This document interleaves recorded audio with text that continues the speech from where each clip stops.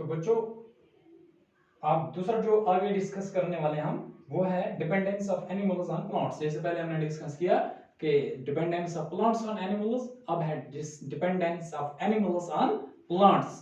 जैसे अब जनरली हम कह सकते हैं animals wholly and solely are dependent on plants for food, गज़ा के लिए, क्योंकि प्लांट्स जो हैं ये तो ऑटोट्रॉफ्स हैं, ये तो प्रोड्यूसर्स हैं, we are only consumers. All the animals are consumers. ये इनमें ये क्षमता नहीं है कि ये खुद बहुत कोई चीज पैदा कर सके। ठीक है। इसके बाद फॉर डिपेंडेंस फॉर ऑक्सीजन, हवा के लिए, ऑक्सीजन के लिए, जो ऑक्सीजन जरूरी है हमें for the process of respiration to gain energy, ठीक है, टू सस्टेन अवर लाइफ। तो इसके लिए जो ऑक्सीजन जरूरी है वो ऑक्सीजन भी हमें प्लांट्स से मिलता है।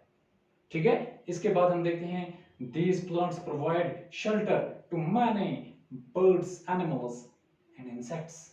बहुत सारे एनिमल्स आपने देखा दरख्त के ऊपर अपना घोंसला बना लेते हैं, जैसे मुख्तलिफ किस्म के परिंदे जो हैं, बर्ड्स जो हैं। इसी तरीके से बहुत सारे एनिमल्स हैं, जैसे आप देखते हैं मंकी दरख्तों के ऊपर रहते हैं, वहीं सोते हैं, वहीं बैठते हैं। ठीक है।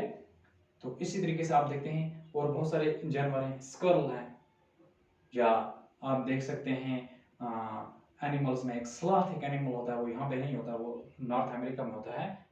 ठीक है। इसी तरीके से यानी साउथ अफ्रीका के जंगलों में बहुत सारे किस्म के एनिमल्स हैं, क्योंकि वहाँ पे तो बहुत वाइड वैरायटी ऑफ एनिमल्स पाए जाते हैं, हमारे यहाँ तो बहुत कम है। इस तरीके से जो मंकी है इसमें बहुत सारे टाइप्स होते हैं, एक होता है मंकी, दूसरा होता है बबून। ठीक है।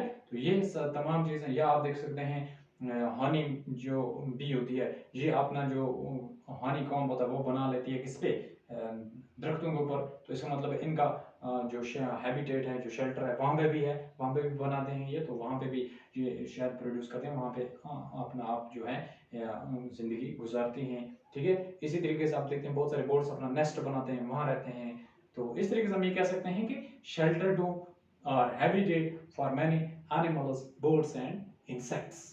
तो इन चीजों के लिए जो एनिमल्स हैं डिपेंड करते हैं किसके ऊपर, प्लांट्स के ऊपर। बच्चों देखें definition इसकी सेम मिलेगी। The forest is a balanced environment in which all animal living things, that is plants and animals, interact and are interdependent. This interdependence is discussed as under जैसे dependence of animals on plants। पहला हमने पढ़ा था dependence of plants on animals, अब दूसरा है dependence of animals on plants। Plants are an ultimate source of life for animals। Ultimate source of life जो animals के लिए वो है plants। The dependence of animals on plant is discussed as under। जो animals का dependence है plants के ऊपर, उसको इन points में हम discuss कर सकते हैं। जैसे सबसे पहले हम देखेंगे food के लिए plant animals जो हैं they are wholly and solely dependent on plants। जैसे as plants are producers and animals are consumers। plants producers हैं, autotrophs हैं, animals जो heterotrophs हैं, they are consumers।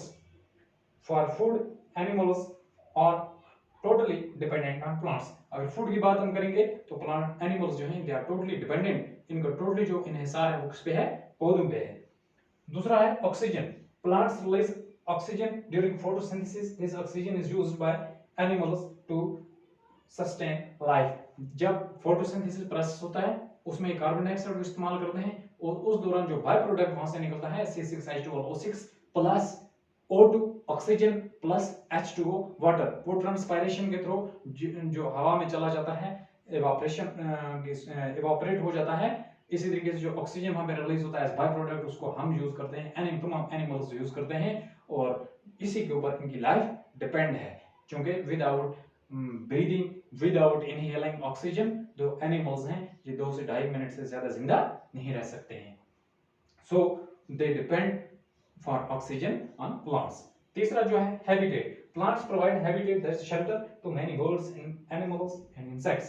बहुत सारे बर्ड्स, इंसेक्ट्स, एनिमल्स जो हैं उनको शेल्टर, उनको हैबिटेट प्रोवाइड करते हैं प्लांट्स। इस तरीके से हम कह सकते हैं कि plants and animals they are interdependent. इनकी एक इंटरेक्शन है, इनका इंटर रिलेशनशिप है, जिसमें ये इस इकोलॉजिकल बैलेंस को मेंटेन किए हुए हैं। जहां पे फॉरेस्ट्स इंपॉर्टेंट है वहां एनिमल्स इंपॉर्टेंट है, क्योंकि फॉरेस्ट्स के साथ एनिमल्स हैं, एनिमल्स के साथ फॉरेस्ट्स हैं। ये एक इकोलॉजिकल बैलेंस है, ये एक इकोलॉजिकल इंटर रिलेशनशिप है, जिसमें एक फूड चेन, एक फूड वेब है, जिसमें ये सारे एक दूसरे के ऊपर डिपेंडेंट हैं, कोई फूड के लिए, कोई ऑक्सीजन के लिए, कोई कार्बन डाइऑक्साइड के लिए, कोई शेल्टर के लिए, कोई रिप्रोडक्शन के लिए, कोई कहीं पे डिस्पर्सल ऑफ सीड्स के लिए।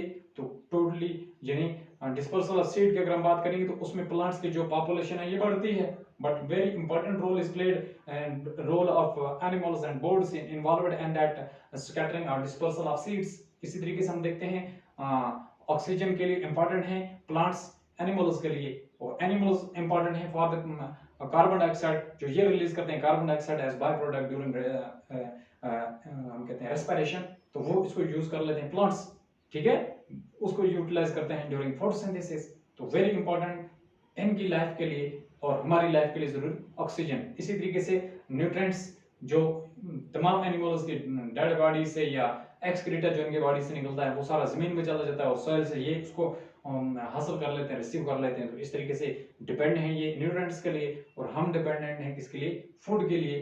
तो इस तरीके से यानी जहाँ पे ये डिपेंडेंट हैं हमारे लिए, जैसे बर्ड्स मोथ्स इंसेक्ट्स जो रोल प्ले करते हैं in the pollination, cross pollination या रिप्रोडक्शन ऑफ प्लांट्स, वहीं पे हम डिपेंड करते हैं किसके लिए, शेल्टर के लिए, ठीक है। बहुत सारे बर्ड्स एनिमल्स जिनको शेल्टर मिलता है, हैबिटेट मिलता है। तो इस तरीके से यानी ये एक इंटरडिपेंडेंस जो है, ये एक इंटरेक्शन है, ये इंटर रिलेशनशिप है जो बर्ड्स एनिमल्स का इस इकोलॉजिकल बैलेंस में है। और ये तमाम लिविंग थिंग्स जिसमें बर्ड्स और एनिमल्स ही हैं, ये एक इंटर रिलेशनशिप है इनका, जिससे पूरी दुनिया का जो इकोलॉजिकल बैलेंस है ये मेंटेन है। ये कौन दुनिया का जो जिंदगी की रफ्तार जो है जो मेंटेन्ड है। अगर इनमें से एक कोई सोर्स भी खत्म हो जाए तो लाइफ ऑटोमेटिकली एंड हो जाए।